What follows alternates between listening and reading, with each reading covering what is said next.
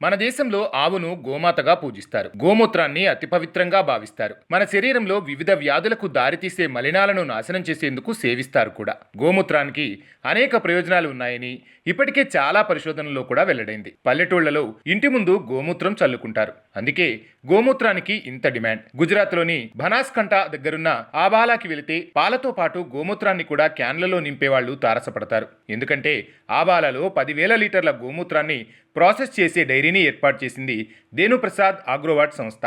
గోమూత్రాన్ని అధిక ఉష్ణోగ్రత వద్ద మరిగించి పొటాషియం, అమోనియా, మైక్రో న్యూట్రియంట్ల వంటి వాటిని వేరు చేసి వాటితో సేంద్రియ ఎరువుల్ని తయారు చేస్తుంది. అందుకే ఇంటింటికి వెళ్లి ఉదయాన్నే మూత్రాన్ని సేకరిస్తున్నారు డైరీ సభ్యులు. పాలు అమ్ముతూ జీవనం సాగించే రైతులు దిగుబడి సరిగా లేక ఆర్థిక సమస్యల్ని ఎదుర్కోవడం గమనించారు కొందరు యువకులు. రైతులకు నిత్యం ఆదాయం ఉండేలా చూడాలని భావించి ఆగ్రోవాట్ సాయంతో గోమూత్రం బ్యాంకును ఏర్పాటు చేశారు. అక్కడ తయారు చేసే ఎరువులన్నీ ఇతర రాష్ట్రాలకు అమ్ముతూ ఆబాలవాసులకు మాత్రం తక్కువ ధరకే ఇస్తున్న ఈ సంస్థ ఏడాదికి ₹1 కోటి పైగా సంపాదిస్తోందట.